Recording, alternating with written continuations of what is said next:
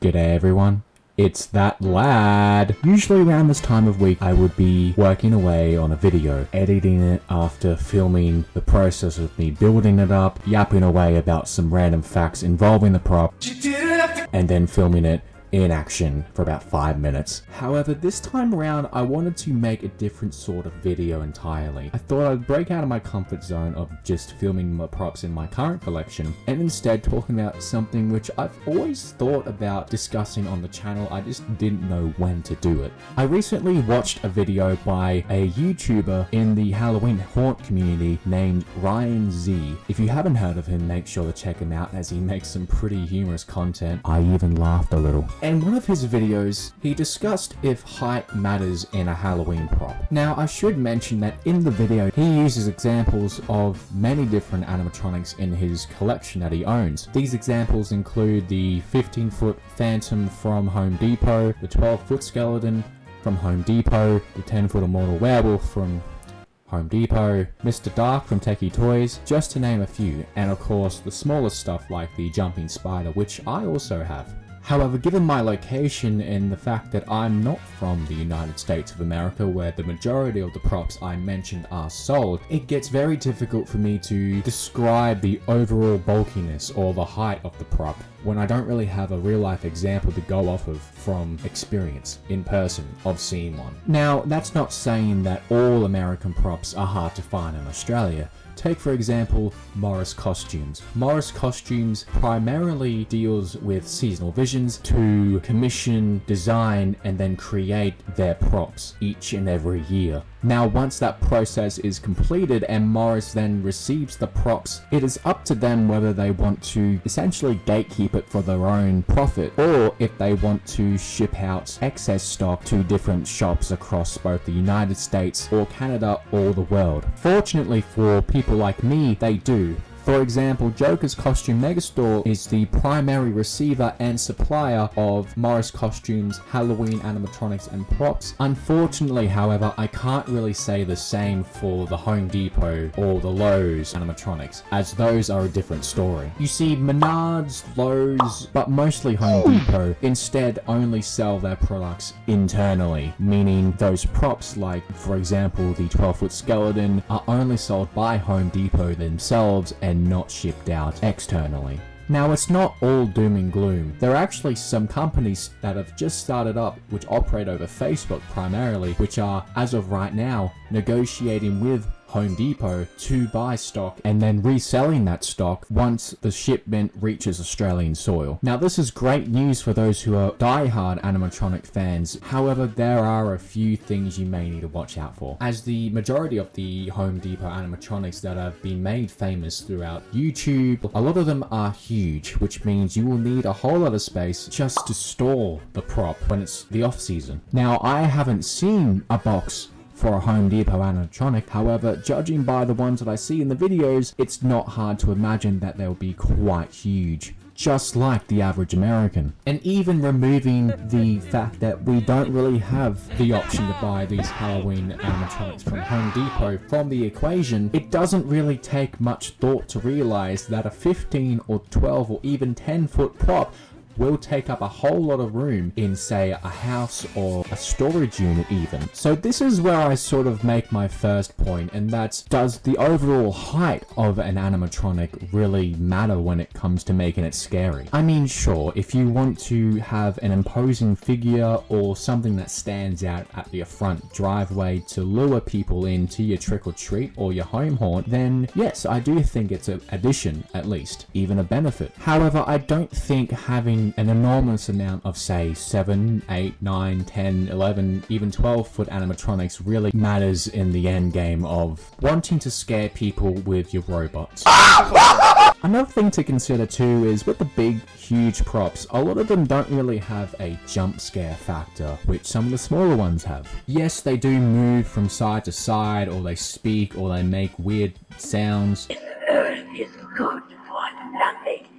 But commonly, they just sort of stand there, they move, and they entice you to give them your attention. If you're a 5-year-old, they might be intimidating to stand next to, but if you're an adult or even just a teenager, they're cool to look at, but are you really gonna get, you know, spooked. Another thing too, which I should have brought up in the first place after mentioning Morris Costumes and Home Depot and Lowe's and the whole thing about shipping things out is, well, just that.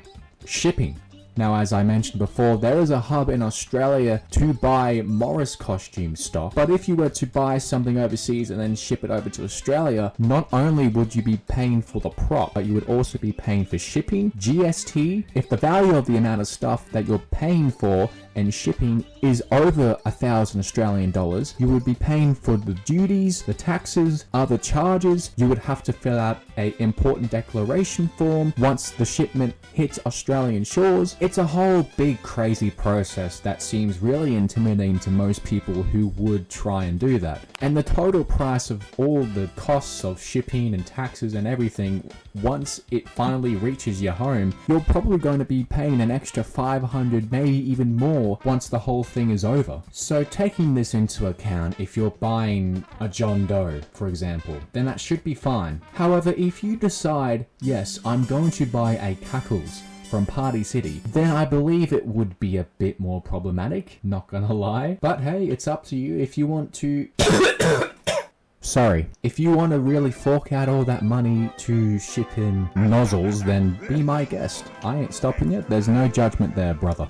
Actually, since we're on the topic of shipping, did you know that Spirit Halloween actually sells through Amazon, even on Amazon Australia? What's more is that if you choose to buy a certain prop from Spirit through Amazon, if you have Amazon Prime, you can actually get free shipping instead of having to pay extra on top of the 800 million thousand amount that you've already paid for the prop. So in terms of shipping overall, I'd recommend do your research, look around, make sure whatever you choose to do is safe, transparent and legal. Make sure you purchase your props through a trustworthy source. Otherwise, if you're not careful, you may be ripped off or even scammed. The next thing I sort of want to discuss is it better to have quality or is it better to have quantity? Let me elaborate further. As I said just before, it doesn't really matter if you have an enormous amount of animatronics or if you just have one. It really depends on what you're trying to create in the atmosphere and overall feel of whatever you're doing.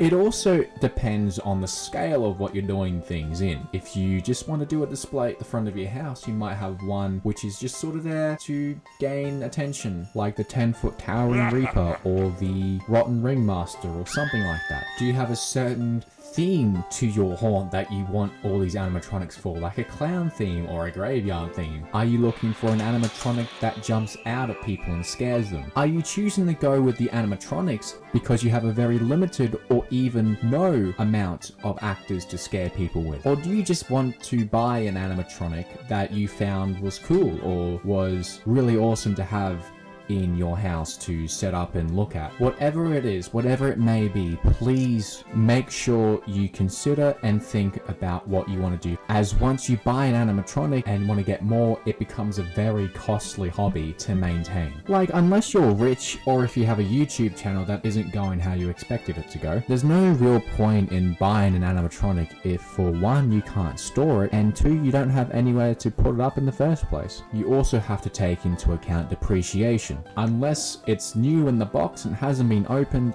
then once you decide to resell it second hand, you're going to have to take the price down to really get it out of your hands. I guess the moral point of this is to just be considerate. Make sure at the time of when you're about to purchase one of these things that you're financially able to do it. Otherwise, it's going to put you in a whole world of debt if you're not careful. Another section of the quality aspect of this point is how well is the prop manufactured? For instance, does it have strong build quality? Does it have good material? Is it built out of steel or is it built out of plastic? Does it have a foam latex head or other body parts? Does it use plastic? How is it powered? Is it powered by a cord primarily? Does it run off batteries? Does the mechanism contained inside the prop have a reputation for not working and breaking down easily? Or is it known for being extremely durable? What mechanisms does the prop even have? Does it only have the side-to-side windscreen wiper motor function? Or does it have servos in the arms or the head? I bring these points up because